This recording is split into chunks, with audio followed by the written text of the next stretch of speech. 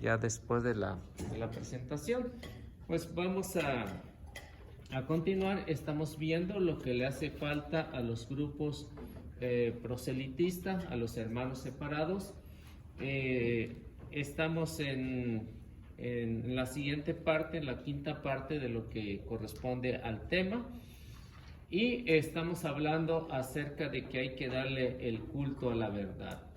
Y como Jesús decía en Juan capítulo 8, versículo 32, la verdad los hará libre. Así que la verdad nos hará libre y debemos de saber que en la iglesia, desde que Cristo la funda y que ha permanecido y seguirá permaneciendo en la verdad, no se trata, como decía el canto, de asustar, sino de que conozcan en qué momento o cuándo va a ser el fin del mundo. Porque ya nos lo recordaba el Evangelio, nos lo recuerda el Evangelio de Mateo, capítulo 24, versículo 36. En cuanto se refiere a ese día, esa hora, no lo sabe ni el Hijo del Hombre, y no lo saben ni los ángeles, sino solo el Padre. Y como ven, en estos tiempos de pandemia están diciendo ya el fin del mundo ya está cerca, así que más vale que se vengan con nosotros. Así que, como dice el canto, pues no le hagan caso, solo quieren engañar para aumentar su hermandad. Si Cristo como hombre no lo sabe, como Dios lo sabe, pero como hombre el Padre es el que decide. Cristo muy bien me hubiera podido decidir como Dios, pero como hombre dejó al Padre que decidiera. Si Cristo es Dios, y lo hablan las Sagradas Escrituras de que Cristo es Dios, lo sabe. Y por eso, con tantas fechas que han puesto acerca del fin del mundo, entonces estos hermanos no aman la verdad. ¿Por qué? Porque están buscando un pretexto para sacar al católico. Siempre la finalidad es sacar al católico, porque el católico es un poco más ingenuo y no conoce casi mucho de Sagradas Escrituras. Ustedes sí, porque ya se arrimaron aquí, ¿no? Y ya están aquí tratando de estudiar la palabra de Dios. La otra cuestión acerca de que le hace falta el culto a la verdad es que acusan al Papa, a la Iglesia, de ser la ramera, de ser la prostituta, y al Papa le dicen que es la bestia. Entonces debemos de saber que cuando se escribe el Apocalipsis, estamos alrededor del año 95, y en ese tiempo los primeros que martirizaron fue al Papa Pedro. Entonces la Iglesia no persiguió, el Papa no persiguió, San Pedro no perseguía a los cristianos. Al contrario, San Pedro fue el que murió allá por el año 67 en Roma, y así sucesivamente pues murieron muchísimos representantes de la Iglesia en ese tiempo. Así que cuando el Apocalipsis habla acerca de la bestia, se está refiriendo a Nerón César, no se está refiriendo al Papa, a Nerón César. Que después vamos a tocar el tema del Apocalipsis. En unas 2 semanas vamos a tocar el tema del Apocalipsis, para que ustedes vayan viendo en todo lo que consiste este género, que es la revelación de Cristo. Y en esta revelación de Cristo, pues vamos a ver a quién se le llamaba la bestia. Encontramos Apocalipsis capítulo 13, versículo 18, y vamos a ver a quién el apóstol San Juan, cuando tiene esa revelación, a quién se está refiriendo. Si es a Pedro o es a alguien más. Y cuando se habla acerca de la prostituta, se está refiriendo a una nación, no se está refiriendo a la iglesia. No, se está refiriendo a alguien que está tratando de usurpar el puesto de cristiano y que les quiere imponer su propia ideología de los paganos. A eso es lo que se le llama la prostituta, a Roma imperial, no a Roma católica, no a Roma cristiana, a Roma imperial, porque estaba el imperio, estaba martirizando a los cristianos. En esas 13 persecuciones que tuvo la iglesia, que fue del año 67 hasta el año 313, en que se le dio la libertad de culto por Constantino, entonces la iglesia, ese periodo fue de muchos mártires, de muchos santos, que aún hoy los veneramos en la iglesia, como San Ignacio de Antioquía, a Santa Felicita, a Águeda, a la Legión Tebea. Entonces, muchísimos de esos santos los festejamos en la iglesia porque dieron la vida por la iglesia, por Cristo. Y también, cuando hablamos acerca de de la bestia, pues vamos a ver a quién se está refiriendo el apóstol San Juan cuando tiene la revelación en la isla de Patmos. Entonces, vamos a... ¿Alguien lo tiene? A ver, ¿quién tiene? 13:18. 13:18. El que sea inteligente, que interprete la cifra de la bestia. Es la cifra de un ser humano y su cifra es 666. 666. A lo que los protestantes dicen, el Papa es el que tiene el 666. Pero como ven, San Juan dice, el que sea ¿qué? Inteligente. Entonces, como los protestantes no son inteligentes, entonces no califican para esto, ¿no? Entonces, por eso se dice, el que sea inteligente sabrá a quién se está refiriendo. Que interprete la cifra de la bestia, que se trata de un hombre y su cifra es 666. Ahora, si sacamos esa cifra en letras hebreas, sacamos el nombre de Nerón César y nos da exactamente 666 en hebreo, porque lo que está hablando San Juan está diciendo el que sea inteligente y el que sepa de este lenguaje apocalíptico, él va a saber a quién se está refiriendo. Entonces, como Nerón César quiso, es un hombre, Nerón César, quiso ser como Dios, que todo Roma lo adorara, por eso San Juan dice, es un hombre, y ese hombre es Nerón César. Y luego vendrían los demás emperadores de Roma, y a esos son los que se le atribuye el número 666. O sea, que en Apocalipsis los números tienen que ver mucho. Por ejemplo, el número 7 es la plenitud y la perfección de Dios. Número 7. Número 6 significa imperfección, que quiso ser como Dios y no lo logró. Lo mismo que encontramos 1000, lo mismo que encontramos 3,5, y así sucesivamente encontramos un montón de números que en el género apocalíptico tienen su significado. Y es por eso que cuando los protestantes que no tienen este culto a la verdad atacan a la iglesia, atacan al Papa, diciendo que el Papa es la bestia, entonces no tienen forma de probar que el Papa sea la bestia, porque en primer lugar el Papa es el que ha designado Cristo, como lo designó a Pedro en Mateo 16:18, en el que le dice, tú eres Pedro y sobre esta piedra edificaré mi iglesia. Y por eso, desde San Pedro hasta el Papa actual que tenemos, han pasado 266 papas. Así que no tiene nada que ver este número, sino únicamente con Nerón César, que es el que está persiguiendo a la iglesia, o es el primero que empezó a perseguir la iglesia en el año 67. Ahora, otro de los que de lo que le hace falta el culto a la verdad a los hermanos separados es que para ellos todos se consideran santos, se consideran los mejores, y atacan a los católicos, que dicen los católicos son borrachos, son mujeriegos, son drogadictos, porque ya sabemos que a algunos católicos les gusta ese vicio, ¿no? Pero con el hecho de que a algunos les guste ese vicio, no quiere decir que todos los católicos seamos así. ¿O sí? No, no.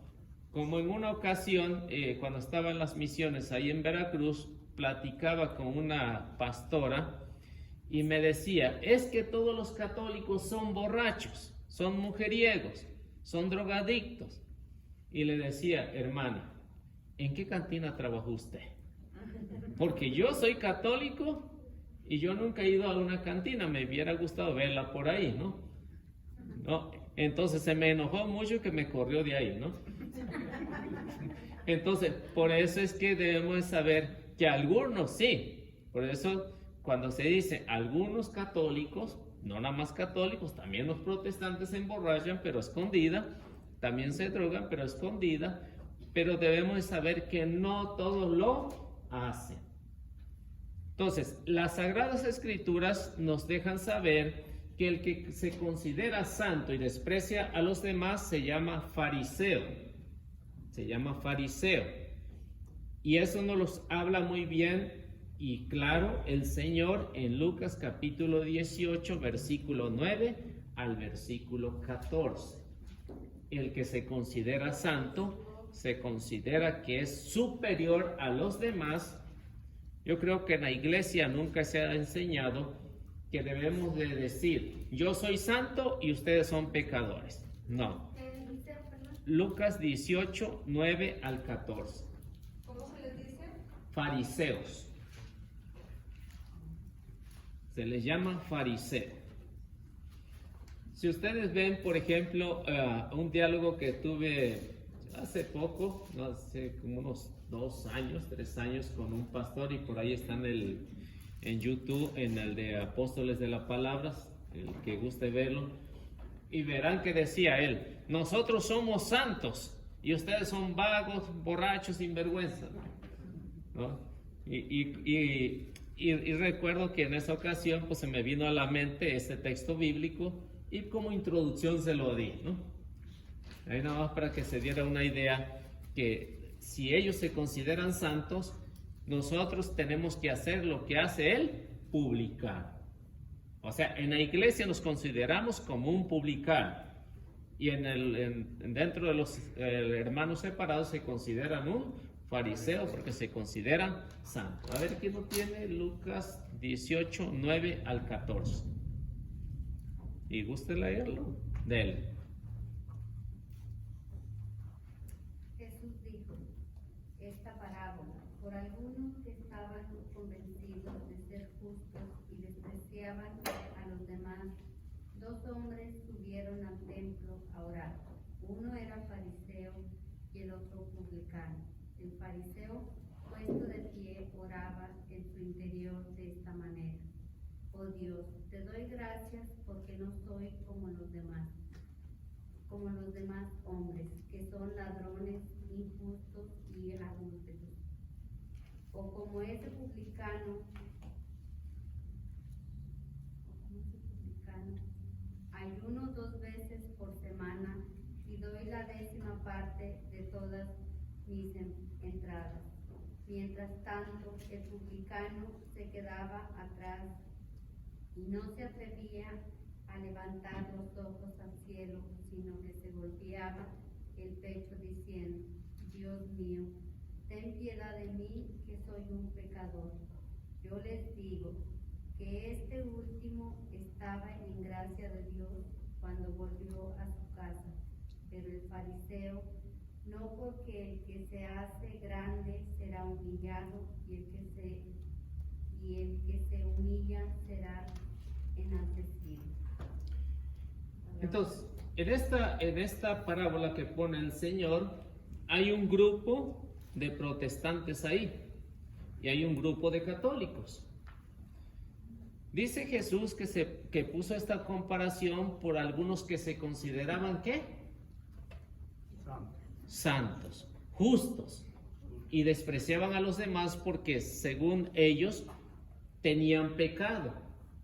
Y el fariseo dice que estando en el templo oraba de una manera diferente, diciendo: oh Dios, te doy gracias porque no soy como los católicos, injustos, adúlteros, o como ese católico que está allá. Ayuno 2 veces por semana y doy la 10ª parte de todo lo que me corresponde.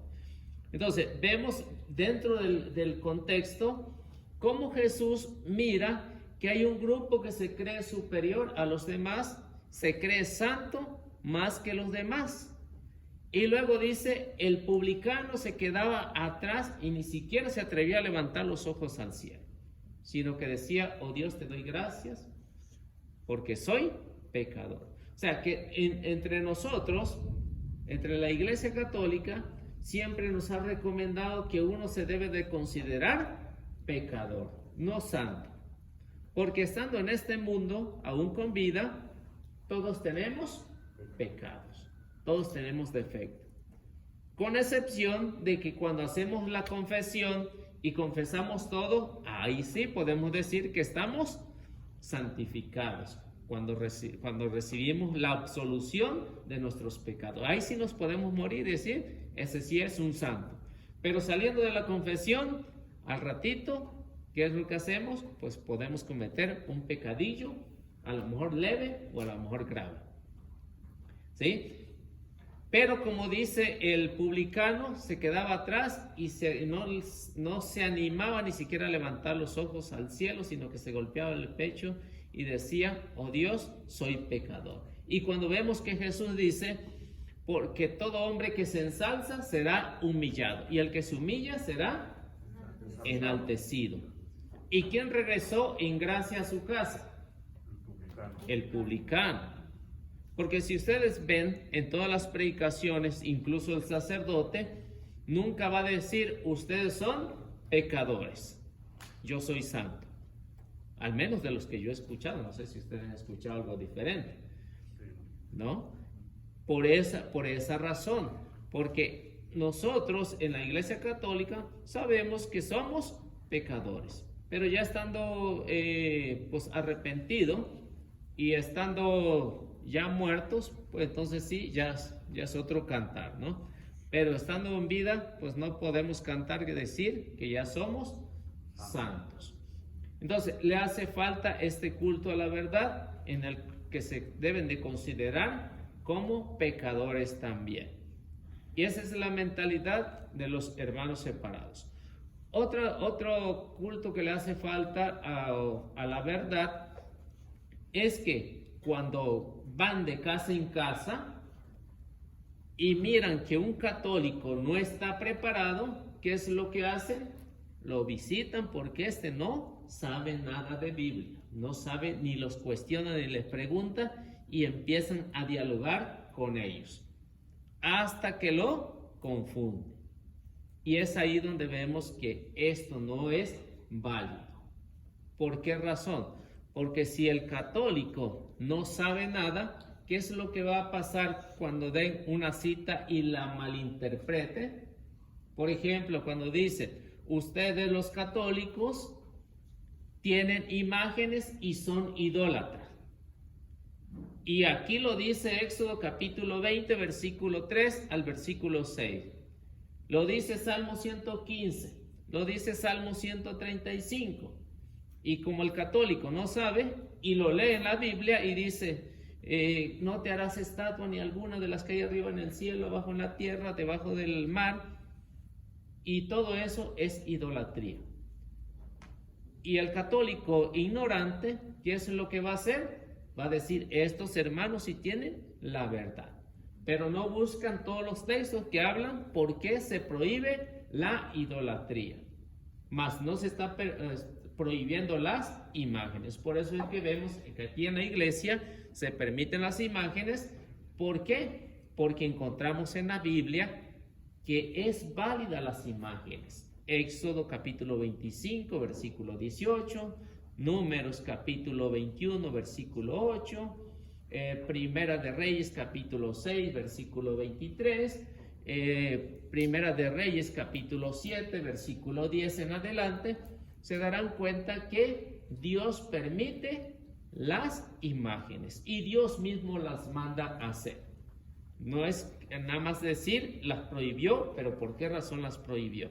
Entonces, cuando van de casa en casa con una corbatita bien bonita de la segunda y un trajecito bonito de la segunda y un portafolio también, y les llegan con esta doctrina, entonces debemos de saber que si no sabes, te van a engañar. Contexto bíblico. Y luego, más si se habla de la confesión, y cuando dicen, es que como católico yo me debo de confesar, y le dicen, es que usted, hermano, no sabe nada de la Biblia cuando dice Jeremías 17:5, maldito el hombre que confía en otro hombre. Y entonces el católico dice, entonces ya no me voy a confesar. Ahora, si buscamos que ahí Jeremías está diciendo que el que confía, no el que se confiesa, el que confía en otro hombre. Porque si habla de confesar, entonces Jeremías diría el que se confiesa con otro hombre. Pero ahí dice el que confía con otro hombre. Ahora, si Cristo instituyó la confesión en el Evangelio de San Juan, capítulo 20, versículo 22 al 23, entonces por eso es que en la iglesia cumplimos las ordenanzas del Señor y vamos y nos confesamos. Cuando ya vemos que la carga se está ladeando para un lado, ¿no? Ya vamos y nos confesamos y ya la carga se endereza. Y otro, Mateo 18:18, que también habla de la confesión. Hay muchos textos bíblicos. Entonces, nomás un ejemplo para que se den cuenta que cuando estos hermanos llegan, y si hay un católico que está preparado, ya no regresan por ahí. No regresan. ¿Por qué? Porque a mí no me visitan. ¿Por qué algunos de ustedes no lo visitan? Pero ¿a qué se refiere con... ¿Se está refiriendo al hombre que está afuera en la calle o se está refiriendo a un sacerdote? Cuando dice que maldito el hombre que confía en otro hombre. No, en forma general. En forma general. Puede ser su papá, puede ser el coordinador, puede ser el patrón. Entonces, de una forma general, el que confía en otro hombre.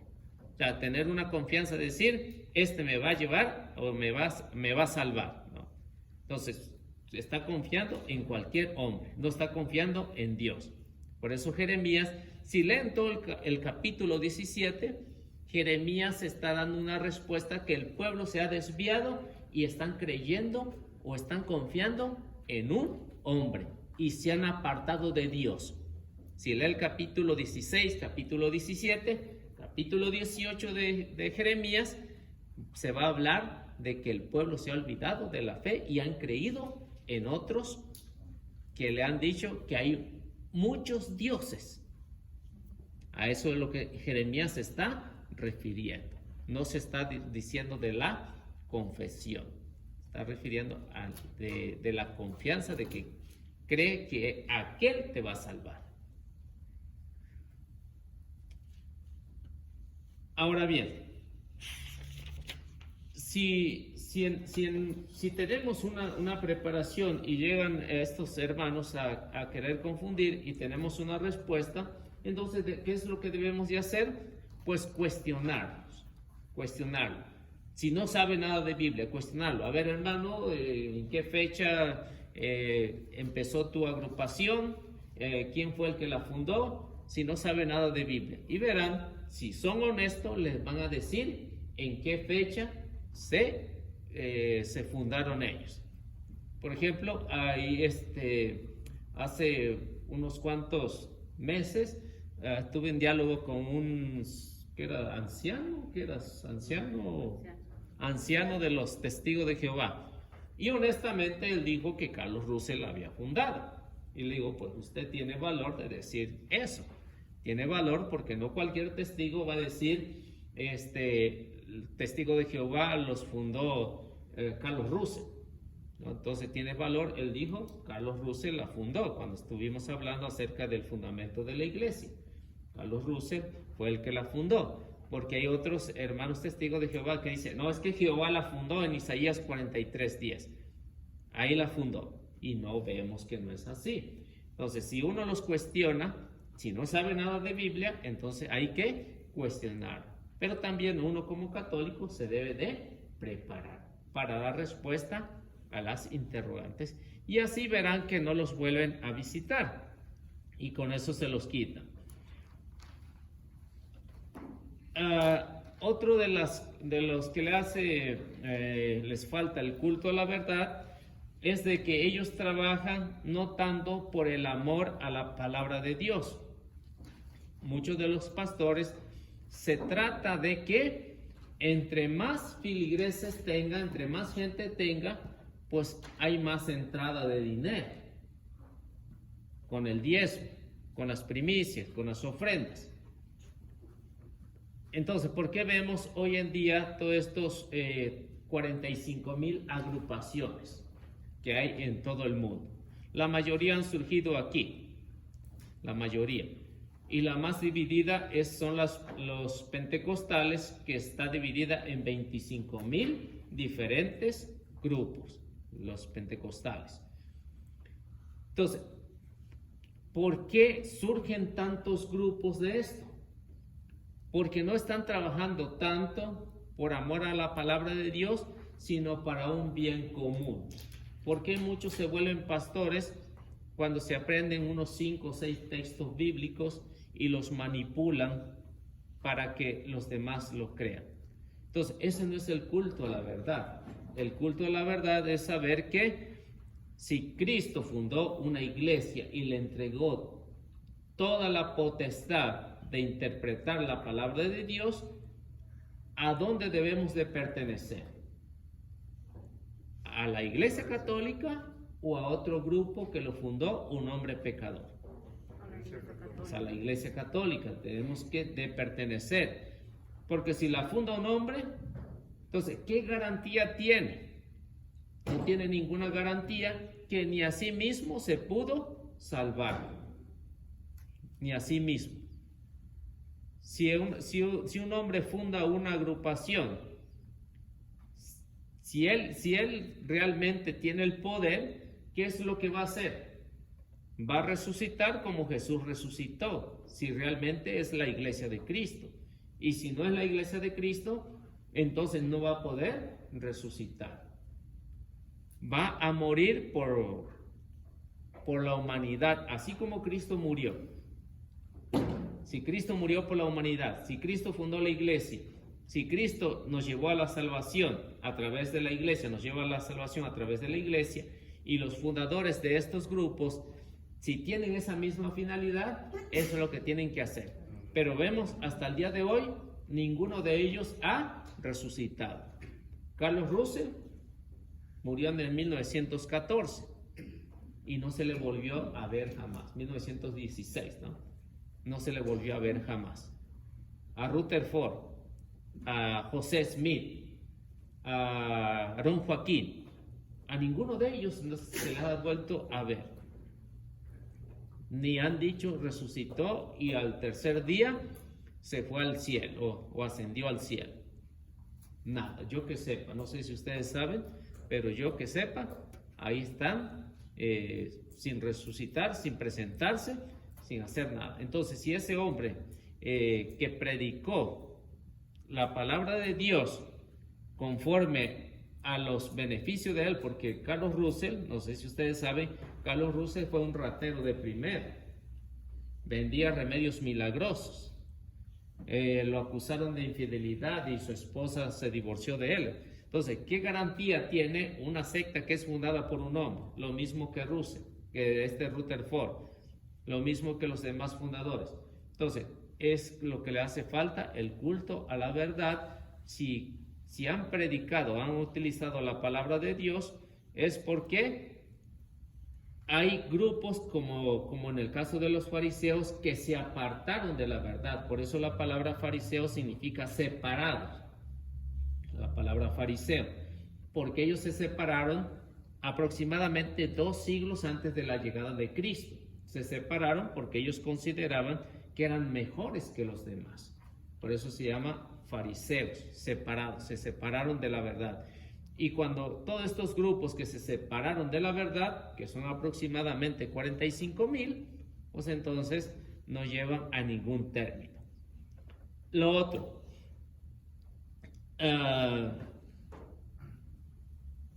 tratan de atraer a los pobres ofreciéndoles algún empleo, algún poco de dispensa, queso amarillo, hamburguesas y todo eso, ¿no? Entonces, esta es la forma de poder conquistar a los que menos tienen para poderlos llevar a los grupos. Entonces, esta es una forma de que se usa mucho esta técnica en la mentalidad de los protestantes. Se usa esta técnica en ayudar al que está necesitado en ese momento para luego, pues, cobrarse. Así que eso no es gratis por el momento, pero ya después tiene que ir pagando poco a poco con el diezmo, con las primicias. Esa es la forma como trabajan en el protestantismo, en los grupos proselitistas. Lo otro es que quieren crear una ilusión de que ellos son ricos. Como ven, en México yo trabajé mucho en las misiones y aquí también. Y en México, como hay muchos protestantes también, decía, México es muy pobre porque es católico. Estados Unidos es muy rico porque es, en su mayoría, de nosotros, son protestantes.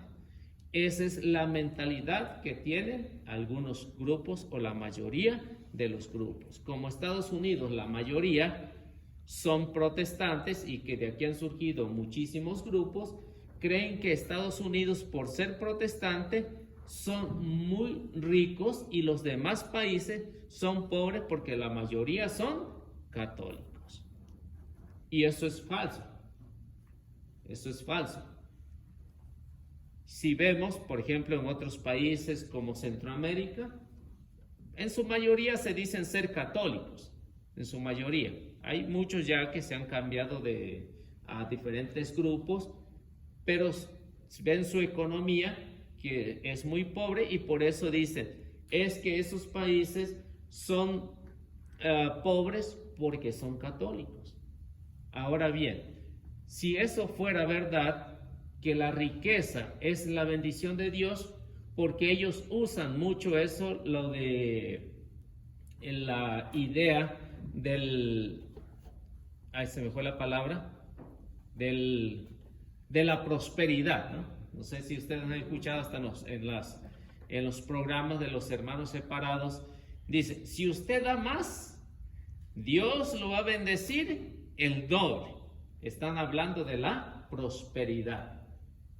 Y por eso dice, como Estados Unidos es rico porque apoya a muchos de los grupos protestantes, por eso es rico y Dios lo está bendiciendo.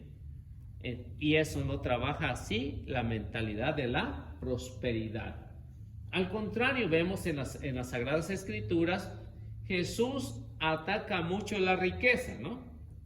El joven rico que le preguntó a Jesús, ¿qué debo de hacer para llegar a la salvación? ¿Qué le dice Jesús? Conoce los mandamientos. No matarás, honra a tu padre y a tu madre, no cometerás adulterio. Y dice, eso lo he cumplido desde mi niñez, los he cumplido. Y ahora, ¿qué más me falta? Y Jesús le dice, ve y vende todo lo que tiene y dáselo a los pobres. ¿Y qué fue lo que pasó con este joven? Se puso triste y mejor no lo hizo, ¿no? Ahora, Jesús pone otra comparación. Dice, es más fácil que pase un camello por el ojo de una aguja que un rico en el reino de los cielos. Así que, ¿dónde está la salvación? ¿En la riqueza o en la pobreza? Porque ahí se valora más, ¿no? Teniendo mucho, pues no se valora. Pero vemos cómo incluso San Pablo, ¿no? En la carta a Timoteo, capítulo 6, versículo 5 al versículo 10, San Pablo va a decir que la raíz de todos los males es el amor al maldito dinero, ¿no? Entonces, ven que en las Sagradas Escrituras va a atacar mucho ese problema de que muchos quieran pretender ser ricos, y con esta mentalidad de que muchos países en su mayoría son protestantes, la gente es protestante y que está más desarrollado, eso es falso, ¿no? Porque la riqueza en que se debe de aprovechar, y que muchas veces la riqueza lleva a la perdición, no a la salvación. Y eso lo vemos en las Sagradas Escrituras. Y como ven, la mentalidad de que muchos se han metido aquí, que como Estados Unidos es más rico por ser su mayoría protestante, eso es falso. ¿Por qué? Porque para nosotros, no sé si para ustedes les importa más la riqueza que la salvación. Yo creo que para nosotros nos importa más la salvación que la riqueza. Y no saliéndose de la iglesia de Cristo, pues va a llegar fácil a la salvación. No. Así que esa es una mentalidad equivocada. Lleven el de San Mateo, como dicen el de 6:34, que nadie puede servir a dos amos, a Dios y al dinero al mismo tiempo. No sé. También, ¿no? Sí, ¿no? Entonces, hay muchos textos bíblicos que van en contra de la mentalidad del protestante, que el tener mucha riqueza pues es la bendición de Dios y con eso va a llegar a la salvación. Eso es mentira. Otra de las trampas que usan los hermanos separados cuando visitan a algún católico que no sabe nada y que muchos dicen, a ver, búscame en la Biblia dónde está la palabra rosario, búscame. Y como el católico no sabe de dónde salió el rosario, entonces por eso los engaña. Otra de las técnicas que usa, búscame la palabra misa en la Biblia y me convierto. Y así palabritas, búscame la palabra veladora, búscame la palabra de difuntos, rosario para difuntos. Ahora, el católico que no sabe de dónde salió el rosario, de dónde salió la misa, es necesario que sepan qué significa cada uno de eso. Les explico, para los que nos escuchan. Les explico. La palabra rosario significa ramillete de rosas. En sí son 15 misterios. Esos 15 misterios dan un total de 150 Aves Marías. 150 Aves Marías. Cuando se hace el rosario, pensando en la oración de los judíos tenían la oración de los 150 salmos. Por eso se hacen 150 Ave María en honor de los 150 salmos. Y de ahí sale la palabra, o lo que nosotros hacemos, el rosario, en los 150 Aves Marías en honor de los 150 salmos. Ahora, a cada misterio se le pone un texto bíblico. Se empieza con un Padre Nuestro que encontramos en el Evangelio de San Mateo, capítulo 6, versículo 9. Ahí encontramos el Padre Nuestro. Los Ave María los encontramos en el Evangelio de Lucas, del versículo 35 en adelante. Ahí lo encontramos, el Ave María. ¿El Padre Nuestro se encuentra en cuál? Mateo capítulo 6, versículo 9 y siguientes. Y el Ave María lo encontramos ya desde el capítulo 1, versículo 35 en adelante. Cuando el ángel le dice, alégrate llena de gracia, ¿no? Así empezamos el Ave María, ¿no? Y ahí encontramos lo que hacemos en el rosario. Y cada rosario, cada misterio, se pone un texto bíblico, dependiendo como sea, ¿no? Por ejemplo, si hablamos de los misterios gloriosos, pues se toma el capítulo 28 del Evangelio de San Mateo, o capítulo 20 del Evangelio de San Juan, o capítulo 15 del Evangelio de San Marcos. Entonces ahí se toman textos bíblicos para decir misterios gloriosos. Y así sucesivamente el rosario está en la Biblia y la Biblia está en el rosario. Pero como los católicos no saben de dónde surgió el rosario, entonces cuando llega un hermano y dice, búscame dónde está el rosario en la Biblia. Bueno, porque no se lo preguntan a alguien que sabe, ¿no? Entonces, si alguien que sabe, entonces ya le va a explicar, mira hermano, el Padre Nuestro está aquí, el Ave María está aquí, ¿y por qué se hace 150 Aves Marías? Por esta razón, y ya se les va explicando. Ahora, la palabra misa, que dicen muchos hermanos separados. A ver, búscame la palabra misa en la Biblia y les creo. Bueno, la palabra misa en primer lugar significa misión. ¿Y por qué misión? Porque Cristo le dijo a los apóstoles, vayan por todo el mundo y anuncien la buena nueva a toda la creación. Marcos 16:15. Por la palabra misión. Por eso se llama misa, cuando decimos vamos a la misa.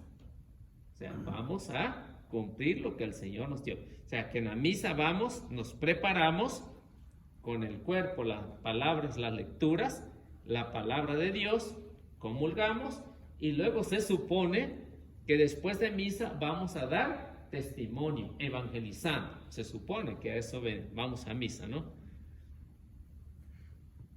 Porque si vamos a misa a ver qué están haciendo los demás, pues entonces no fuimos a misa, ¿no? Entonces hay que poner atención y eso es por las últimas palabras que dice el sacerdote, poder ir en paz, nuestra misa ha terminado. Es decir, que nos envía como Cristo nos envía a la misión. Por eso se llama misa. Ahora, ¿y por qué se tiene que celebrar todo esto? Porque Jesús lo instituyó en el Evangelio de San Lucas, capítulo 22, versículo 19 al versículo 20. Ahí instituyó la misa, la Santa Eucaristía. Por esa razón. Y ya luego San Pablo lo sigue dando a conocer en la primera carta a los Corintios, capítulo 11, versículo 23, hasta el versículo como 37, algo así, ¿no? Ahí a San Pablo recuerda la misa, recuerda la Eucaristía, como hacían los primeros cristianos. A Primera de Corintios 11:23 como hasta el 37.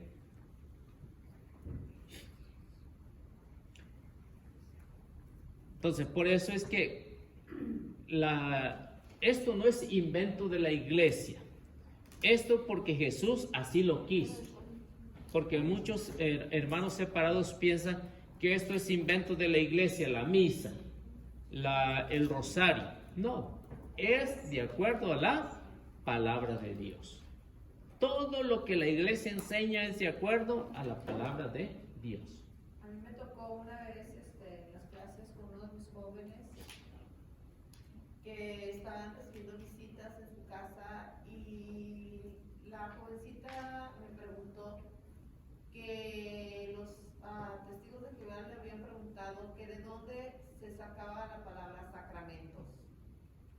Entonces yo le dije que no venía específicamente la palabra sacramentos, pero sí le di los párrafos, los versículos bíblicos de cada uno, del bautismo, el de la confirmación, primera comunión, cada uno de ellos, porque yo trabajo con la Biblia para las catequesis de mis jóvenes, y le dije, y ahí es donde él representa de dónde la iglesia saca los 7 sacramentos. Exacto. Sí, y nada más la definición de sacramento es sagrado momento, ¿no? Esa es la definición de sacramento, sagrado momento. O sea, que es un momento sagrado. Por ejemplo, cuando recibe uno el bautismo, es un momento sagrado que es inolvidable. O cuando se casa uno por la iglesia, ¿no? Es un momento inolvidable que no se borra. O cuando uno recibe la confirmación. Entonces, por eso se llama sacramento, sagrado momento. O cuando uno va a la confesión, ¿se acuerdan, no? ¿Cuándo fue la última vez que se llegó a la confesión? Aunque no se acuerda exactamente el día, la hora y la fecha, pero sí se acuerda y quién lo confesó, ¿no? ¿Qué sacerdote lo confesó? Si es que tiene buena memoria, ¿no? No.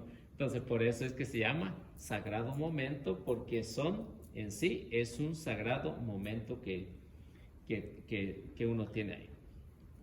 Bueno, entonces, si ven todas esas palabras que encontramos o que nos cuestionan los hermanos separados, pues debemos saber que hay una respuesta en la palabra de Dios. Y si hay una respuesta, entonces con justa razón la Iglesia, cuando explica toda la doctrina, debe saber que se basa a través de las Sagradas Escrituras, no se basa en otra cosa. Y de acuerdo, pues, la interpretación que tiene la Iglesia y la autoridad que Cristo le ha dado a esa Iglesia. Si Cristo no le ha dado autoridad a esa Iglesia, entonces la Iglesia no tendría la autoridad de interpretar. Pero como Cristo se lo dio, así que la Iglesia lo tiene que usar. Y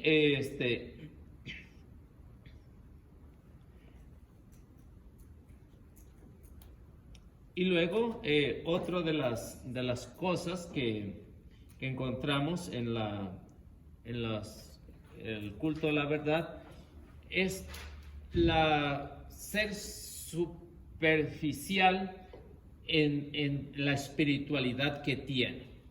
¿Por qué? Porque muchos realmente, como se nota o como se ve, no es la espiritualidad que ellos dicen tener, porque algunos exageran, porque algunos, hace poquito me decía uno, es que yo me levanto a las 3 de la mañana para hacer oración como Cristo lo hacía.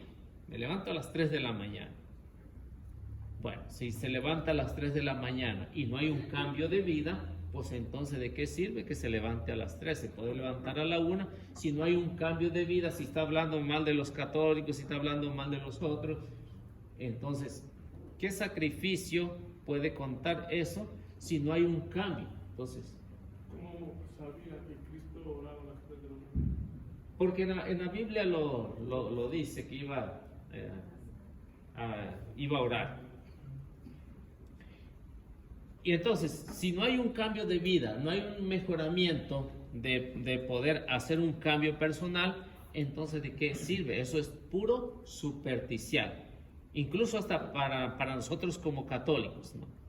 Sí podemos hacer 20 o 30 rosarios, si no hay un cambio en nuestra vida, podemos hacer muchas oraciones, pero si no hay un cambio en nuestra vida, pues entonces es puro supersticial. Eso incluye también para nosotros, no nada más también para los hermanos separados. Si nosotros decimos, estamos en buena comunicación con Dios, estamos haciendo oración, pero se tiene que ver, ¿no? Se tiene que ver ese cambio. Tiene que ver que yo no hable de malas palabras, que dé buen testimonio, que trate de evangelizar al amigo, al hermano que está cerca, de tratar de comunicarse lo bueno, lo maravilloso que es Dios, pero si no lo hacemos, pues, entonces no hay un cambio, ¿no? Porque esa es nuestra misión, ¿no? Las palabras de Jesús, ir por todo el mundo y anunciar la buena nueva a toda la creación. Esa es la finalidad. Pero si no hay una finalidad, si nuestra espiritualidad es nada más por apariencia y no hay ningún resultado, pues entonces de nada sirve, ¿no? Entonces, crear una mentalidad protestante como católico, pero si no hay ningún cambio, entonces como católicos tenemos que hacer un cambio en nuestra vida, tratar de mejorar el vocabulario, que a veces, tanto en hombres como en mujeres, a veces un poquito fuerte, pesado, con groserías, ¿no? Entonces tiene que haber un cambio. Si no es así, entonces todo esto es supersticial. Entonces, y decir, pues yo hago mucha oración, no me emborracho, no fumo marihuana, no hago esto, pero si hace todo lo demás, pues entonces no tiene caso esa espiritualidad que es vana. ¿Por qué? Porque todo eso se acaba y no va a llevar a la salvación. Lo que nos importa es tener una espiritualidad, pero que nos lleve a la salvación. Esa es nuestra finalidad como católicos, como la Iglesia, de llegar a la santidad. Otro de los que aprovechan, otros de los que se aprovechan es cuando una persona está enferma. Si una persona está enferma, no hay nadie que ore por ellos. ¿Qué es lo que hacen estos hermanos? Como el católico muy poco visita a los enfermos, yo no sé si ustedes lo hacen, pero estamos hablando de los que no lo hacen. Si no los visitan, y vienen estos grupos y están al pendiente de todo lo que está pasando, van y le oran, van y le ayudan. Entonces ven que esto lo va a llevar a convencer a la familia del enfermo, incluso al enfermo. Y esto sucede, y yo lo he visto, ¿no? En unas comunidades, cuando estaba en las misiones, la mayoría era católica. Y llegamos a una casa y tocamos y vimos al papá, a la mamá y un niño tirado en el suelo, porque no tenía ni piso, estaba tirado en el suelo, en un petate, y empezamos a platicar con ellos, Y luego cuando empezamos a platicar, entramos en tema de religión. Y dijo, no, yo no soy católico, yo soy de esta congregación. Y hermano, pues si la mayoría es católico, ¿por qué usted está en este grupo? Dijo, es que ellos vinieron cuando mi hijo empezaba a estar enfermo. Su hijo ya no caminaba, no estaba pues paralítico, ¿no? Estaba paralítico. Ellos vinieron, me ayudaron económicamente, nos ayudaron para llevarlo al doctor, pero no ha habido ningún cambio de mejoría de él, pero ellos han estado al pendiente de aquí. Y ven todos los católicos, todas las casas, porque era una comunidad grande, dice, ni uno de ellos vino aquí con nosotros, ni los vecinos que eran católicos. Entonces, ¿qué es lo que hace este señor? Pues empezamos a hablar, empezamos a platicar, y dijo, pues ustedes tienen la razón, de acuerdo a la palabra tienen la razón, pero yo me siento mal si regreso a la iglesia católica porque estos hermanos me han ayudado. ¿Qué le puede decir uno ahí? Lo dejan sin palabra a uno. ¿Se imagina? Si es una comunidad grande, la mayoría es católico y no miran a alguien que está enfermo ahí. Entonces, por eso muchos hermanos separados se aprovechan de la enfermedad para convertir a cualquiera de ellos, a los católicos, ¿no? Y en realidad, pues lo están haciendo, ¿no? Lo están haciendo, lo pueden hacer por buena fe, o lo están haciendo para convertirlos, para llevarlos a su grupo. Eso no lo sabemos. Y de que la mayoría de ellos lo hacen cuando ven una necesidad de una persona que está enferma, pues sí lo hacen. En cambio, nosotros a lo mejor como católicos, los que no están aquí, a lo mejor no lo hacen, pero a lo mejor ustedes sí, ¿no? Entonces, si nos preocupamos por eso, pues entonces debemos de saber que ahí es donde entran las obras de caridad, ¿no? Las obras de caridad que nos dice Jesús. Tuve hambre y me diste de comer. Tuve enfermo y me visitaste. Tuve en la cárcel y fuiste a verme, ¿no? Entonces, ahí es donde entran las obras de caridad. Y mucho de eso, en los hermanos separados, pues van más allá, ¿no? Algunos lo hacen de buena fe y algunos otros no, para aumentar su grupo. Y hace tiempo que fui a visitar también a una persona que estaba presa allá lejos de aquí, no me acuerdo cómo se llama esa cárcel. Fui a visitarlo y le preguntaba, cuando fui a verlo, a visitarlo, le preguntaba, ¿y vienen aquí muchos católicos a visitarlos a ustedes, a los presos, aquí donde están? Dijo, no vienen, pero sí vienen muchos pastores a visitar aquí. Muchos pastores, pero católicos, nada. Entonces, vemos que nos hace falta muchísimo a nosotros. Nos hace falta muchísimo. Entonces, estamos durmiendo. Sí, nos estamos durmiendo.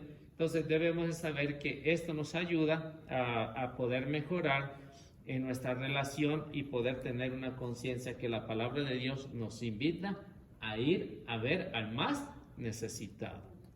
y que muchos están aprovechando para llevarlos a los grupos. En cuanto al católico, a lo mejor son los últimos que llegan, ¿no? Pero el caso que llegue uno y con eso, ¿no? Pero tenemos que ir trabajando en esto, ¿no? Entonces, es como a veces acostumbrábamos a ir a darle comida a los homeless, y uno que no había ido nunca, y llevábamos muchos burritos y todo eso, dijo, esto no se van a acabar aquí. Dijo, antes de salir, antes de ver el montón de gente que está ahí, ¿no? Decía, esto no se va a acabar, y si no se acaban, ¿qué hartada nos vamos a dar? No, ni nos dieron. Entonces, vemos que esto nos ayuda pues también a darnos a conocer que el católico también lo hace. A lo mejor no todos, pero muchos sí lo hacemos. Muchos sí lo hacemos, muchos hacemos, llevamos comida para allá, otros a lo mejor visitamos a los enfermos, ayudamos a las familias que están necesitadas, pero no con una intención de vanagloriarnos, sino de ver a Jesús en la persona que está ahí y no aprovecharse de eso, ¿no? Entonces, eso es lo que le hace falta, el culto a la verdad de los hermanos separados o grupos proselitistas. ¿Alguna pregunta que tengan? ¿Todo bien o están asustados? No, bueno, entonces nos quedamos ahí, porque ya es hora de irnos, pues vamos haciendo la oración para retirarnos. Los esperamos para la próxima semana. Vamos a estar en el salón 1 y 2 la próxima semana, porque aquí va a estar, creo, lleno por las confirmaciones y primeras comuniones. Sí, a las 7:30. Porque, sí, después de la misa. Bueno, la misa son más largas, ¿no? Pero la misa de las confirmaciones sí es de 1 hora y... Sí, a las 7:30. Pues a lo mejor un rato si gusta, pero a lo mejor no van a caber porque como son de confirmación va a estar lleno. Bueno, pues hagamos la oración. En el nombre del Padre, del Hijo y del Espíritu Santo. A ver, otra vez. En el nombre del Padre, del Hijo y del Espíritu Santo. Amén. ¿Sí? Señor, te queremos agradecer por darnos la vida y por permitirnos realizar un estudio más acerca de tu palabra. Que lo que hemos aprendido hoy lo podamos llevar y disfrutar en nuestra vida y poder pensar, Señor, qué es lo que quieres tú de nosotros. Danos la fuerza para poder evangelizar, para podernos preocupar de los más necesitados y también de poder hablar con la verdad y poder entender cuál es lo que tú, Señor, necesitas de nosotros.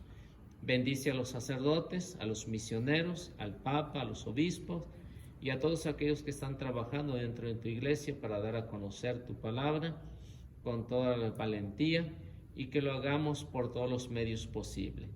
Perdona las ofensas que tal vez hayamos cometido hoy en este día, que tú, Señor, no las tomes en cuenta del juicio, sino que podamos participar también de tu santísimo reino. A ti, Mamita María, gracias por todo lo que hace por nosotros. Intercede para que este grupo de apóstoles de la palabra siga creciendo aquí en el estado de Colorado y podamos llegar y evangelizar a más personas por tu intercesión. Que todo esto se conceda por Jesucristo nuestro Señor. Amén. En el nombre del Padre, del Hijo y del Espíritu Santo. Amén. Que Dios los bendiga y nuestra Madre Santísima los acompañe siempre.